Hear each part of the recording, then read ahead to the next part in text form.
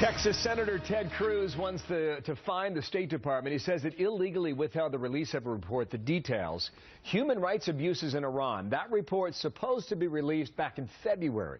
John Bolton, former U.S. ambassador to the UN and a Fox News contributor with me now. And sir, good morning to you. People are late sometimes on their homework. Is this a case of that, sir?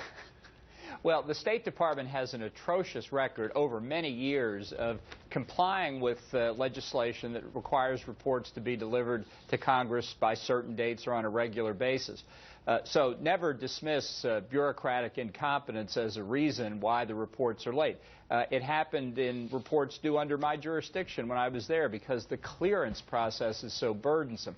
But I have to say, when it comes to a report like the one Senator Cruz has identified on Iranian human rights violations, which should be a long report, it certainly raises the question, what's taking so long? Is it the nuclear negotiations, or is there some other reason? You're saying this reaches a different threshold. Here is what Cruz says. It appears that both President Obama and Secretary of State Kerry are trying to sweep under the rug Iran's horrific human rights record because, presumably, acknowledging that fact would be inconvenient for the ongoing diplomacy with Iran. What can he do to reverse that and make it public? Well, what Senator Cruz has proposed is really very creative legislatively, and that is to reduce the State Department's appropriation by a fixed amount as the deadline passes and then goes by week after week and month after month.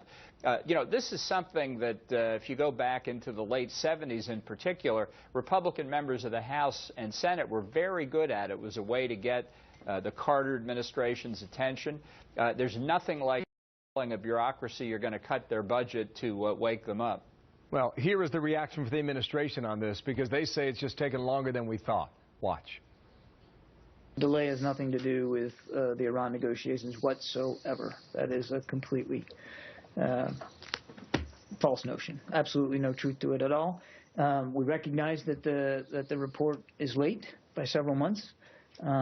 We're working very hard on that, and I expect that you will see that report released in the very near future. In the very near future still seems broad. Well, Admiral Kirby, welcome to the State Department. You know, I think it's very hard to say that there's a negative here. There's no relationship to it. I think this report on the human rights conditions in Iran is going to be a pretty negative report. It certainly should be. And I'm sure it'll cause negative reactions in Tehran. And I'll just tell you, from many years in the State Department, I think I know what the psychology is. They know this report is going to be painful. Nobody sends them a memo to say, slow this report down. But, boy, it sure doesn't move fast between the desks. You know, when Ted Cruz threatens to fine the State Department a certain amount of money every day, how does the State Department react to that?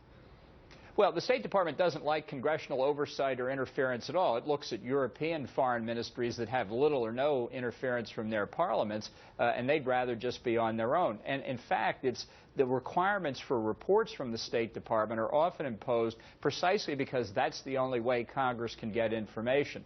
But I tell you, using Congress's power of the purse to get the bureaucracy's attention, I think is a very powerful tool. So I hope that what Senator Cruz has proposed here really sparks creativity for other kinds of similar amendments. Well, 19th of June, 11 days, right, Mr. Ambassador?